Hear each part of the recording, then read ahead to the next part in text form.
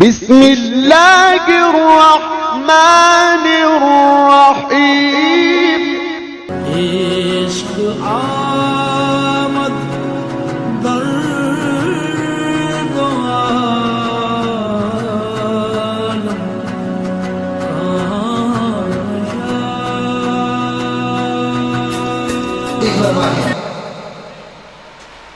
مجھے حضرت قبلہ چشتی صاحب کے عرس پہ جب میں آتا ہوں خطاب کرتا ہوں تو ایک ربائی مجھ سے یہ لازمی سنتے ہیں، اور آج پھر انہوں نے کہا آج موقع بھی ہے، سجادہ نشین بھی کوٹ بیٹھیں گے، تاجدار بھی بیٹھے ہوئے ہیں، تو چشتیوں کی بات ہو اور چشتیوں کی موجودگی میں ہو، چشتیوں کا دولہ، کوٹ بیٹھن کا تاجدار، کوٹ تو کھوٹ حضرت خواجہ سائیں غلام فرید کہتے ہیں وستے ہاتھ سے تے دستے نا سے تیری جھوک دے آسے پاسے، پیار سے بولے سبحان اللہ، وستے ہاتھ سے تے دستے نا سے تیری جھوک دے آسے پاسے، سن دے ہاتھ سے مٹھیاں گالی سنا یار سنے دا ہاتھ سے مٹھیاں گالی۔ اس کو ذرا صدیق اکبر رضی اللہ تعالیٰ عنہ کے اس واقعوں کو مد نظر رکھو جب دار ارقم نے آپ پر حملہ ہوا تھا اور آپ کو لفہ فی صوبن، آپ کو کپڑے میں لپیٹ کر لایا گیا تھا، اور البدایہ و نہایہ میں لکھا ہے کہ آپ کے اس کپڑے سے خون رس رہا تھا۔ اس کو دیکھنا ہے تو بلال کی مار میں دیکھو، اس کو دیکھنا ہے تو حسین ابن علی کے سر کو نوکے نیزہ پر کربلا میں دیکھو، اس تناظر میں دیکھو، بستے ہاتھ سے دے دستے نا سے تڑی جھوک دے آسے پاسے، سن دے ہاتھ سے مٹھیاں گالی سنا یار سنے دا ہاتھ سے دے جلی جلی میں کو آنکھ نہ ماہی اسی مٹو جلے نا سے جلی جلی میں کو آنکھ نہ ماہی اسی مٹو جلے نا سے عشق تینے سب جھلیاں کیتا اسی چنگے بھلے آسے، عشق تینے سب جھلیاں کیتا اسی چنگے بھلے آسے۔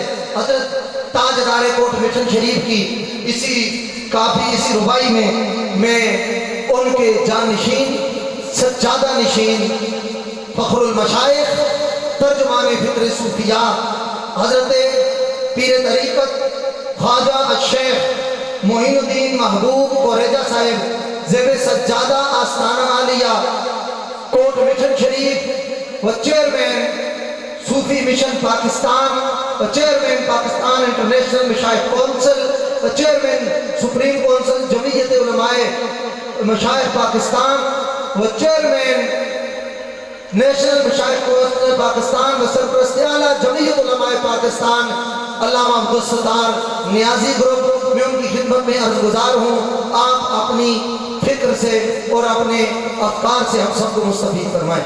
ایک دفعہ زوردار آواز بلند کیجئے نعرہ تکبیر۔ زوردار یہ نہیں ہوتا کہ یہاں تک آواز نہ جائے، جہاں دریا کی لہروں میں بھی ہلچل مچ جانی چاہیے۔ نعرہ تکبیر، نعرہ رسالت، نعرہ رسالت، آواز بلند نعرہ رسالت، نعرہ حیدری، نعرہ غوثیہ۔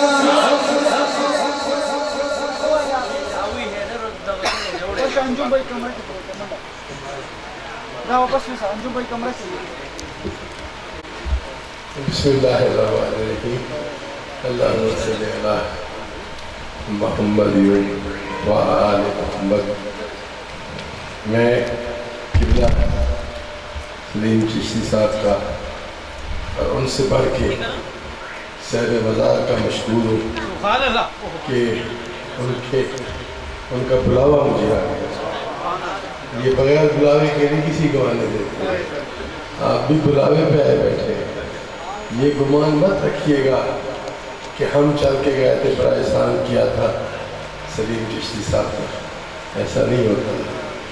کوئی اپنے گھر میں اپنی مرضی سے آنے دیتا ہے تو کوئی جاتا ہے، ایسے کوئی بھی نہیں جاتا۔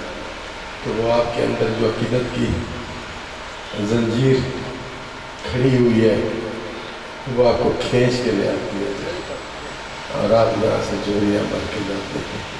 میں حضرت قبلہ حبیب عرفانی صاحب کی یہاں موجودگی پر بہت مسرور ہوں، کیونکہ میرا ان سے قلبی تعلق جو ہے میری طرف سے، ان کا مجھے نہیں پتہ، یہ 95 سے ہے جی۔ تو اس وقت سے میں کسی نہ کسی جگہ پر کسی نہ کسی شکل میں ملاقات کرتا رہتا ہوں۔ تو یہ ہمارا سچی بات ہے، اثاثہ ہے، اور قبلہ سلیم چشتی صاحب کی یہ ہمارا سرمایہ اہل سنت ہے۔ حضرات گرامی، میں ابھی سوال کر رہا تھا کہ کشمیر میں نے بہت سارے درباروں پہ حاضری دی ہے، اور کشمیر میں اتنی صوفیاء کا جو اثر ہے وہ اتنا زیادہ ہے کہ پاکستان کے کسی علاقے میں اتنا اثر نہیں ہے۔ تو اس کی کیا وجہ ہے؟ حضرت مولانا فرما رہے تھے کہ چونکہ اس وقت یہاں سڑکیں نہیں تھی،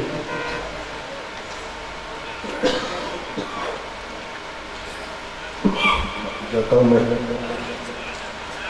کل بڑی بری حالت میں تھا، پھر حضرت نے دم کروایا تو اب اس قابل ہو گیا کہ آپ سے بات کر رہا ہوں۔ انہوں نے کہا یہ جگہ جو تھی خاموش جگہ تھی، مشائخ جو تھے یہاں کی عبادت کرتے تھے۔ پھر مجھے یاد آ گیا کہ 18 سال خواجہ غلام فرید رحمۃ اللہ علیہ بھی تھے ریت کے صحرا میں چولستان میں 18 سال گزار دیے، اور آپ کی ٹوٹل جو کل کبھی عمر تھی وہ 56 سال سے 56 ایئرس۔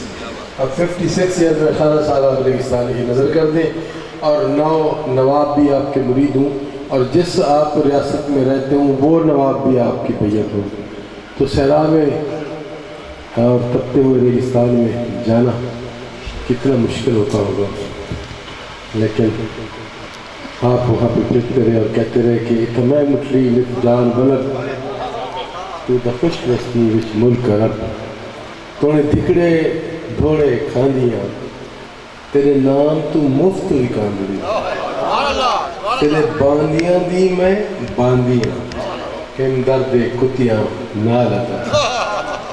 جب مولانا احمد رضا خان بریلوی نے یہ شعر کہا کہ میرے جیسے کتے 1000 پھرتے ہیں، تو خواجہ صاحب نے فرمایا تو کتوں کو کیا سمجھتا ہے احمد رضا خان، ہم ان کتوں کے ساتھ بھی ادب ہے، ہم ان کتوں کے بھی غلام ہیں۔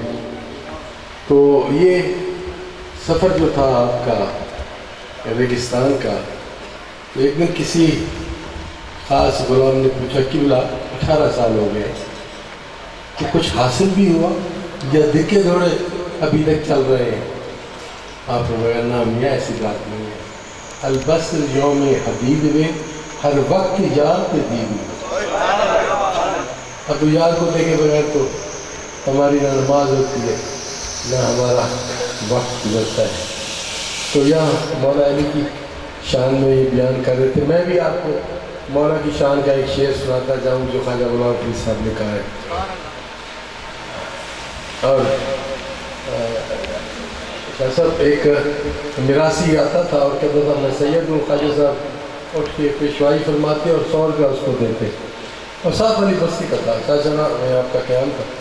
تو سارے جو آپ کے درباری تھے وہ کہتے تھے کہ میراثی ہے میراثی ہے میراثی ہے، اتنی میں وہ 100 روپیہ لے چکا ہوتا اور جا بھی چکا ہوتا۔ آپ اس بات کو نظر انداز فرما دیں۔ ایک دن انہوں نے بہت تنگ کیا، تو انہوں نے خواجہ صاحب کو تو نہ کہا، تو اس آدمی سے کہا یار تو بتاتا کیوں نہیں تو کون ہے؟ اس نے کہا وہ تو میراثی، لیکن آپ کرم فرماتے ہیں 100 روپیہ دیتے ہیں، اس دور کا 100 روپیہ میرے کئی مہینے گزر جاتے ہیں، مجھے گھر بیٹھے اللہ تعالیٰ رزق دیتا ہے، اس لیے میں سید بن کے آتا رہا۔ پتہ ہے آپ نے کیا کہا؟ آپ نے کہا میاں آج سچ بولنے کی تجھے کیا ضرورت پڑی؟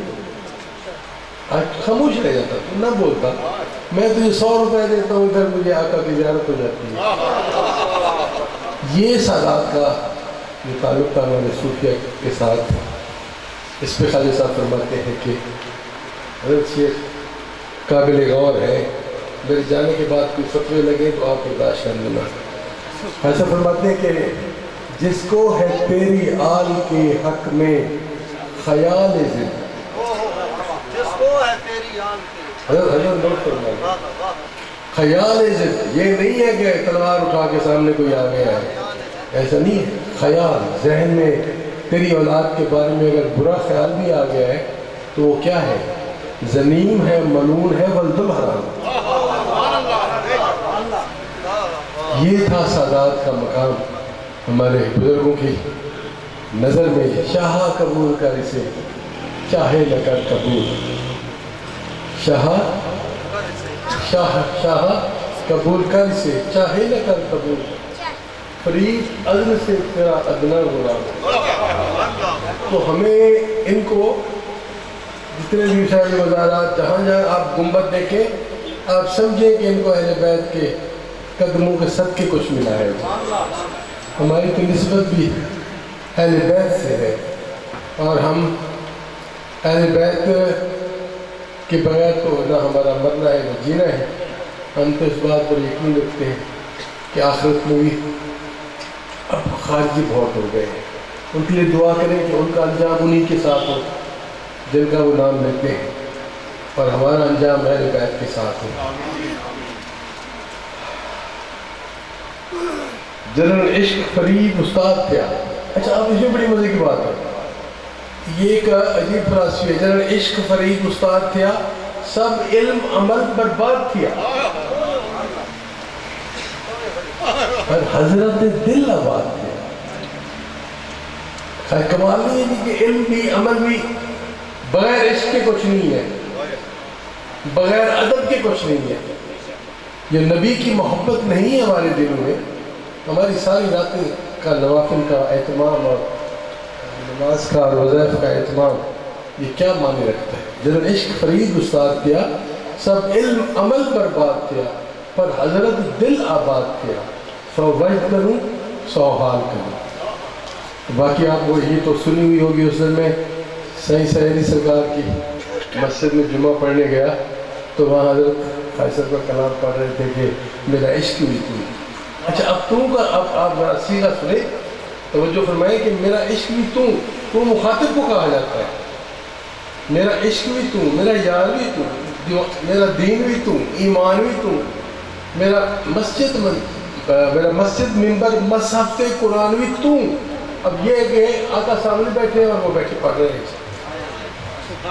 یہ مقام کیسے ملتا ہے؟